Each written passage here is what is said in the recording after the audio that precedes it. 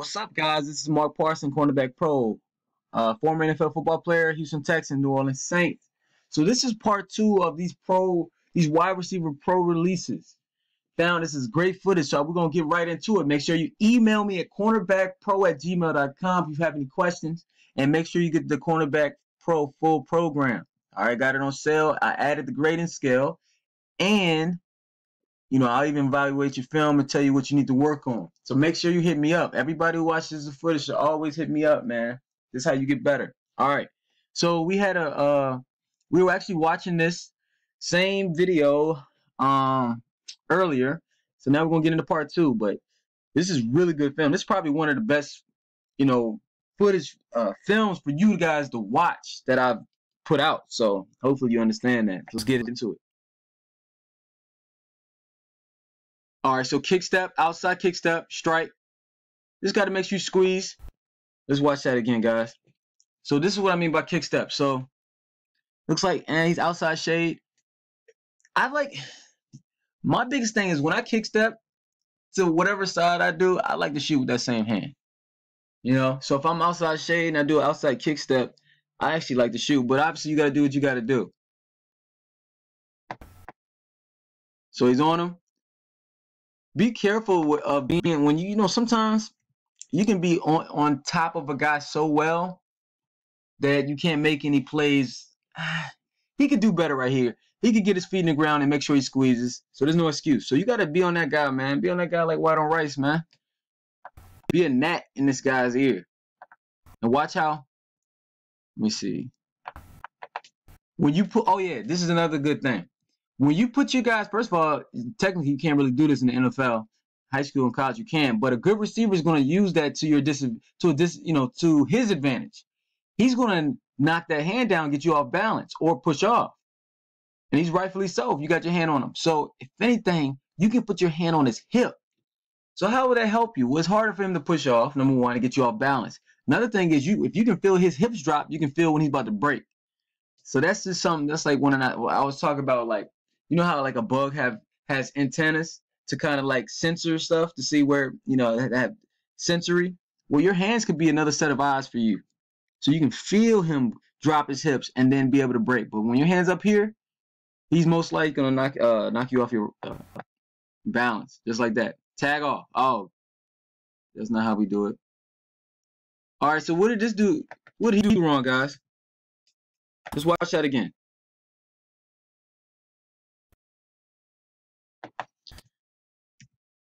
This is what he did wrong. He immediately, so he's playing off man, about 8 yards off. This is what he did wrong. You cannot, when you're playing off man in the back pedal, you can't just immediately get into a back pedal. You have to take those 2 read steps. Those are your read steps. If you immediately just start backpedaling, and it happened to me before. All this stuff has happened to me before, guys. Trust me. Okay? That's how I'm able to teach you. You immediately get into a back pedal, you'll never make a play. You'll never make a play. Maybe on a deep ball. Maybe. If you have a good transition. So it doesn't even matter if you do that. You'll never make a play if you immediately get into a back pedal. So take your read steps. Okay, that's the whole point of you being this far off, about 7 to 9 yards. You got time before he gets on your toes, unless he's like Trenton Holiday, which is crazy. Dude's one of the fastest dudes I've ever been around. But take 2 read steps, read the quarterback, eye snap back on him. Then you can make this play. It would have been a 5-step anyways, but you would have been a little bit closer. All right. Notice his trajectory. I think this may be the same guy, 41. He has a bad habit of doing this. Because he's not, if he's in a shuffle drill and he's like right here, a shuffle drill. If he's using shuffle technique, then you can do that. It's like how Champ Bailey used to do. You can kind of be right there, cock to the side, because you're going to shuffle anyways. But he's not. He's backpedaling. You reading the 3-step? No, it's a 5-step. You notice what happens? Notice what he starts to do because he starts off this way. He wants to zone turn. He wants to open up this way from this back pedal. When really he's supposed to be man turning. And so let's watch it again. And that's a good job. Look, receivers, this is great film for you guys. He said, I'm gonna get in your blind spot, get you to turn around and break it off and run the curl. Whew. Nice. Good tag off. Make sure you go for the ball every time. Strip the ball every time. Okay. Oh, man. That's tough to guard. At the line, I would say this. This guy, and I can tell, he starts off really well. Let me see. So he gets in that move. I would fight to shuffle at least one more. I would fight to stay square. Look. And there's a drill. See how he kind of get on his heels? Watch how he kind of get on his heels right here. He looks good at the very beginning. It's that sudden move, and then he gets on his heels. So a good job by the receiver. Squeeze. Fight to not stack. Oh, man, you got to tag off. Whenever you don't tag off, it looks terrible, I'm telling you.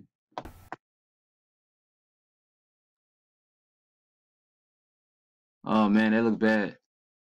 That look bad all together. So let's watch a really bad clip. His back pedal did not look fluid. He didn't read the quarterback.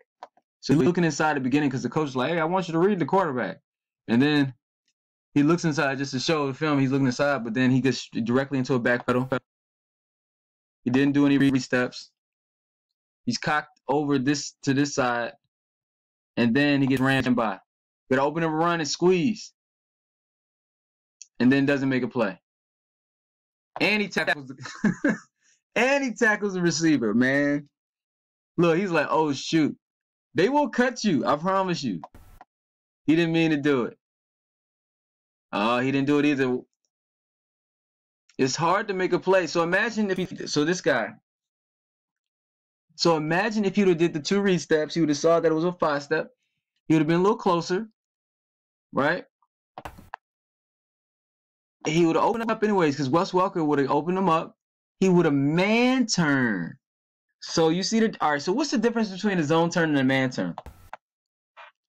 All right. So let's tell you. Let me help you. A zone turn is when you open up inside, basically no matter what. You open up inside because you have vision of everything in here because you have a zone to take care of. So you can have vision on the quarterback and the receiver because your vision is open upside. Now, what's a man turn? A man turn is when when the receiver gets in, on this side of me, breaks this leverage, I turn to my man. If he goes right here, I turn to my man. You see what I'm saying? Now watch how these corners on their bad reps zone turn. All right, let's watch it. No read steps. Didn't read the quarterback. Zone turns. But he's still there. Good tag off. Y'all see what I'm saying, right? Oh, receivers. Notice how these receivers and just everybody in general. Notice how these guys are finishing.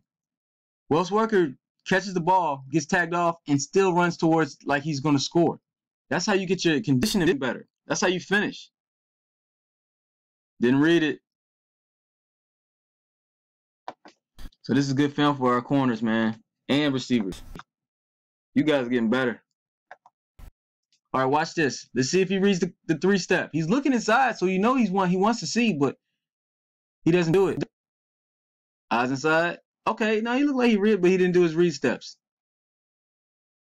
Don't look back too early. Oh, you got to finish, man. The receivers are finishing. I think he hopped outside. Let's see.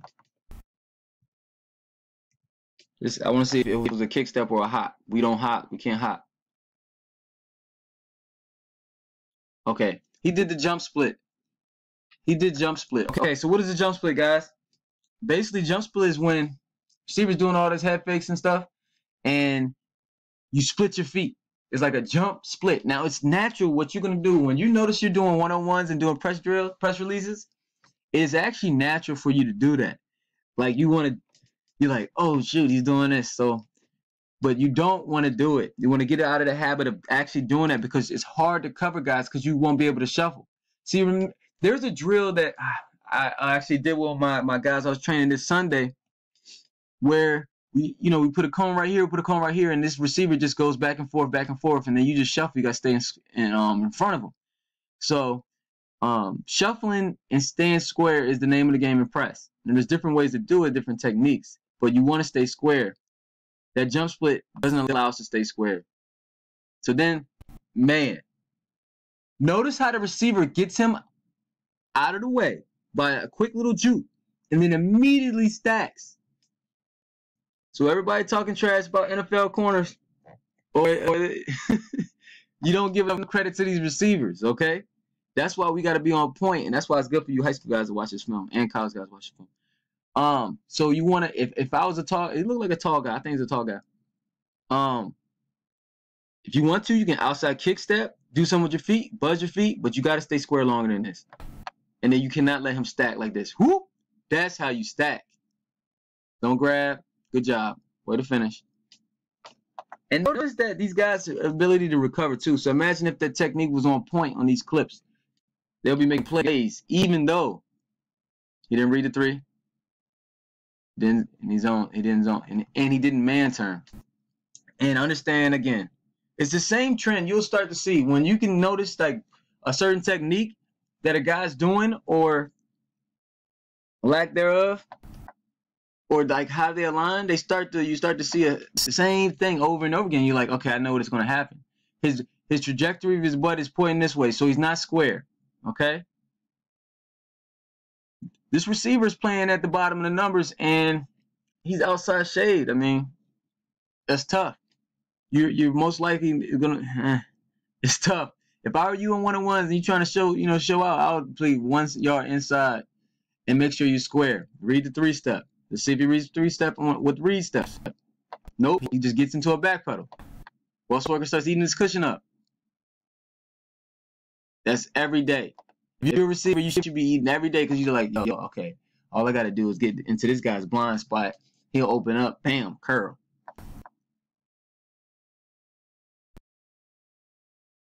Good break. Don't really like his back pedal, but awesome break. Awesome break right here. Let's see if he reads the 3.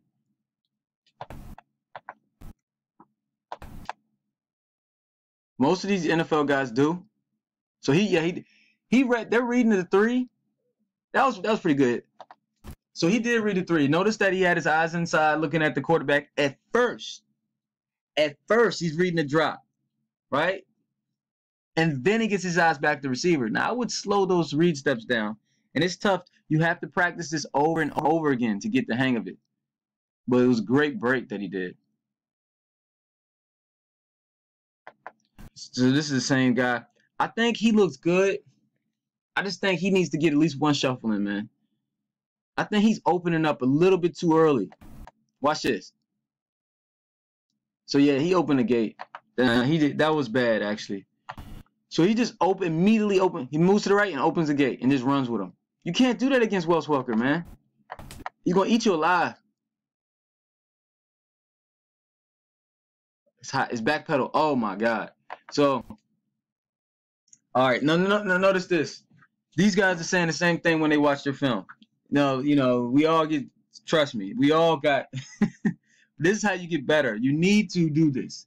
You need to do this. All right. So he doesn't look like necessarily. I can't tell from this angle if he's pointing this way, but 7 yards off, 7 to 8 yards, 7 to 9 yards off. Make sure we read the quarterback and do our read steps. He doesn't do it. And his back pedal is way too high. So what you're going to notice is, what happens when your back pedal is way too high, guys? What happens? Well, I mean, it's just the law of physics, man. You ain't going to be able to, without leverage, you're not able to do the things that you need to do at a high level. You're not going to be able to break. So he needs to get lower in his back pedal. It needs to be a smoother back pedal. And he needs to do his read steps so he's not too far. Now watch this break. This is definitely not how we break. Oh, no. We never hop into our breaks. It has to be a pattern, like pop, pop, or pop. All right, so that's what we do the box break drill. I don't know if I sent this. I don't even know if I have that for you guys. I don't know if I put that out there. But a box break drill. Let's watch that one more time so you can see what not to do. It's too high. Never hop into your break. At least you got there. All right, so this is part 2. Shoot, we got enough footage for part 3. Make sure you watch the next video. Hit me up, cornerbackpro@gmail.com. You need to get the program. It's time now, guys. It's time to get better. You got to improve. Let's get the scholarship.